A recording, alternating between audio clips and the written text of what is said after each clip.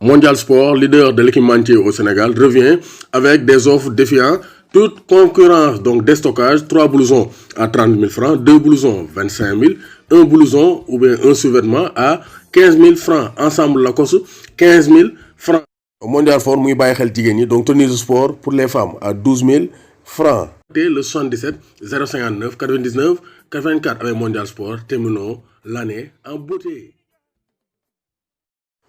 Bonsoir à tous et à tous, bonsoir à tous les suiveurs et à tous les inconditionnels de Grégoire Omnisport. Doomu Gaynde Njaay warul tiit warul ragal, coup de tonnerre, le Real Madrid a perdu encore face au Shakhtar Donetsk. Match aller bi Shakhtar dafa fekk Real dóor ko 3-2, match retour mu dóor ko 2-0, fekk si leen dóor leen, loolu ñaaw na, loolu c'était le 21 octobre et aujourd'hui encore le Shakhtar s'impose le 1er décembre face au Real Madrid. Donc Shakhtar dafa mën Real Madrid du moromam, il l'a battu aller et retour. Donc Zidane est menacé et Zidane aussi mu ngi dëgëral, nee na il va pas démissionner, mais Dentino et Solomon ont scellé la victoire des Ukrainiens 2-0 face au Real Madrid. Donc Real actuellement ils sont en pleine difficulté malgré Benzema, malgré Rodrigo, malgré Asensio. Le Real a été fessé par le Shakhtar Donetsk. Donc Zidane est sur la sellette. Une chose est sûre, Zidane bu toolee toog Ligue des Champions, yaakaar naa Perez bu deful nag dina ko tëbal, parce que Perez ne peut pas tolérer de tels échecs. Parce que match bi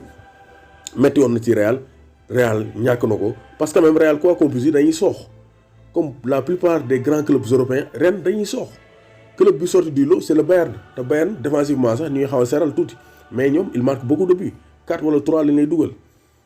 Donc c'est pour dire que actuellement d'ici le mois de janvier février équipe bu ci defarewul boo ñëwee huitième de finale Ligue des Champions dinañ la dóor ba nga tëdd. Real Madrid xam nañ ci dara te Real actuellement ils sont qualifiés en Ligue Europa pour l'instant. Bu journée yi jeexoon tey à la 5e journée bu match yi jeexoon Real Ligue Europa lay dem, Gladbach mooy dem huitième de finale ak Shakhtar Donetsk. Inter toog ñibbi Italie, mais Inter ils n'ont pas dit le dernier mot parce que l'Inter de Milan est allé battre le Borussia Mönchengladbach. Ça c'est un signal. Inter ils ne sont pas constants, mais c'est une très bonne équipe avec un doublé de Lukaku contre un doublé de Alassane Plea. Matteo Darmian a fait la différence en 3-2 avec notamment une passe décisive de Achraf Hakimi. Donc vraiment c'est le très haut niveau avec le latéral très offensif marocain. Donc Inter avec cette victoire ba léegi am na ay possibilités de qualification parce que Inter day accueillir Shakhtar Donetsk pour la dernière journée. Donc dernière journée bi kenn lay am di ngeen ma ko laaj. Dernière journée bi dina am le 9 décembre mooy mercredi bii di ñëw. Donc amul taxaw, mercredi bii di ñëw dañu xam les qualifiés pour les huitièmes de finale de la Ligue des Champions. Inter day accueillir Shakhtar. Donc Inter bu dóoree Shakhtar tombeek Real Gladbach fekk ko gagné ko, Inter dina qualifié en huitième de finale. Donc rien n'est encore joué dans cette poule. Donc même chose aussi pour la poule donc de Liverpool. Pour Liverpool bi, Saïman et Liverpool sont imposés 1-0 face à l'Ajax d'Amsterdam. Donc toujours Liverpool n'est pas impérial. Liverpool ñu ngi soox mais tey gagné nañ ak grâce à un but de Curtis Jones. Donc dafa njëkk a dóor baar bal bi ci poto bi, mais 58e minute de jeu sur une passe de Neco Williams mu ne ko réel Neco Williams passe ko mu ne ko réel ci kaay. Donc Curtis Jones a marqué un but important pour Liverpool. Donc qualification pour les restes de Liverpool pour montrer que match bi metti woon na. Liverpool 4 cadré pour Ajax. Donc ils ont fait jeu égal.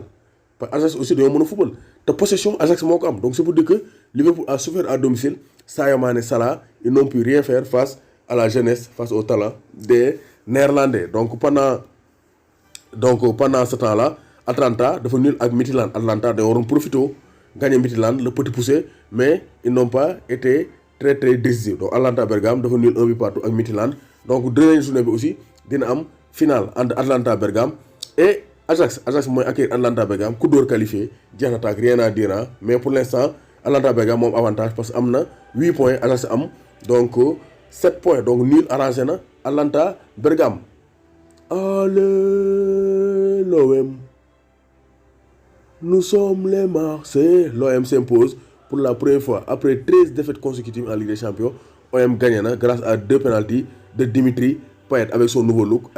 Donc l'été la def ay live. Donc Payet a offert la victoire à l'Olympique de Marseille contre un but de Madi Camara. Donc Pape Cissé était titulaire. Pape Cissé, il a provoqué un penalty à la 53e minute de jeu, transformé par Payet.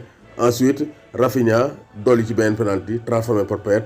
Première victoire de l'Olympique de Marseille. Beneen match bi Porto ak City 0 but partout. Donc Porto qualifié deuxième, City qualifié premier. Donc loolu leer na beneen poule bi Atlético Madrid ak Bayern dañoo nul 1 but partout. Atlético moo di ko dugal grâce à Joao Félix mais Thomas Müller égalisé na à la 86e minute de jeu.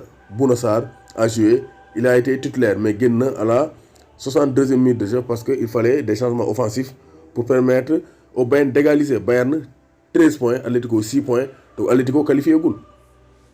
Atlético dernier match bi bu Salzbourg gagné Atlético mën naa toog parce que on aura Salzbourg Atlético, donc Salzbourg bu gagné Atlético Bayern gagné Lokomotiv Moscou, Atlético day toog Ligue des Champions, donc ça serait une catastrophe pour les colchoneros. Donc loolu moo nekkoon les résultats de cette soirée de Ligue des Champions. doomu Gaynde Njaay waxul tiit waxul ragal. Sadio Mané a tenu à rendre hommage à Pape Bouba Diop, donc Sadio Mané rend hommage Pape Bouba Diop bu sañoon nag mu dugal bit mu gën a neex, mais Sadio Mané avec cette qualification il rend hommage à Pape Bouba Diop. yàlla na ko yàlla yërëm xare ko aljana. Pape Bouba Diop gaynde la.